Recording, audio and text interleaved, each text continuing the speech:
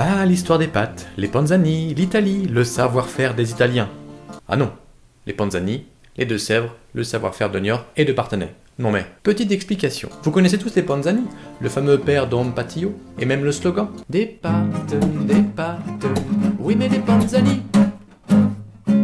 Dans mon investigation avec Terre de Sèvres et pour cette vidéo, tout commence sur le site officiel de panzani.fr. Dans l'onglet Histoire, il vous raconte que Giovanni Ubaldo Panzani, le père fondateur de Panzani, a créé ses premières pâtes à Parthenay dans le grenier de ses beaux-parents. Mais alors les Deux-Sèvres est mondialement connu alors? On va voir ça. Giovanni Ubaldo Panzani est né en 1911 en Italie.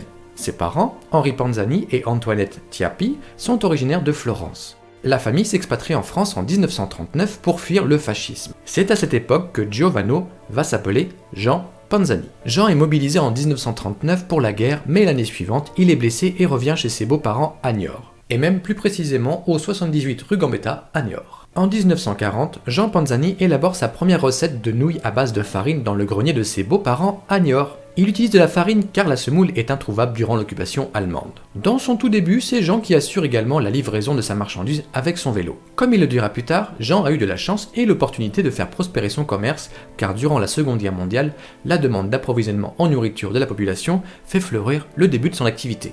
En 1946, Jean met la main à la pâte et construit sa première usine à Parthenay. Il rachète une usine de chaussures qui a été bombardée et la transforme en usine de pâtes sèches. C'est sa fille Francine qui lui inspire le nom de son produit qui fait de plus en plus d'émules. En 1950, coup sur coup, il réinvente le nom que l'on connaît tous, les pasta Panzani, et de surcroît, il invente l'emballage dans un cellophane clair. C'est une avant-première dans le packaging des pâtes alimentaires, dominé alors par les emballages en carton. Il choisit également de créer un logo aux couleurs de l'Italie, faisant appel au berceau des pâtes alimentaires. À son apogée, l'entreprise comptera près de 350 employés, mais l'entreprise locale ne retombera pas sur ses pattes bien longtemps. C'est en 1967 que l'entreprise quitte le secteur de Parthenay, licenciant en mars de la même année 135 personnes. L'une des raisons de cette délocalisation est que les nouvelles usines implantées par exemple à Marseille étaient réapprovisionnées de semoule plus facilement.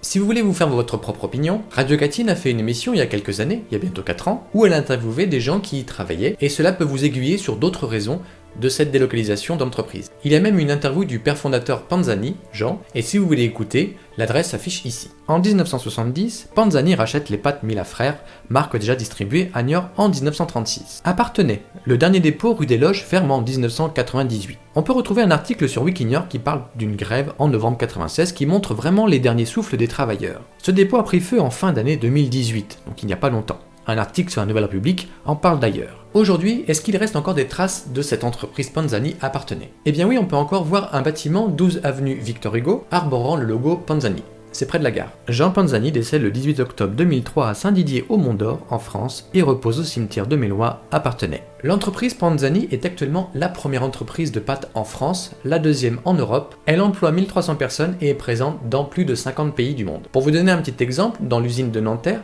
on y fabrique 75 000 tonnes de pâtes par an. Je vous laisse maintenant avec cette image de cette camionnette fabriquée par Heuliez qui a été utilisée par Panzani. Attendez, Heuliez, ça vous dit quelque chose? Mais ça, c'est une autre histoire. À très vite.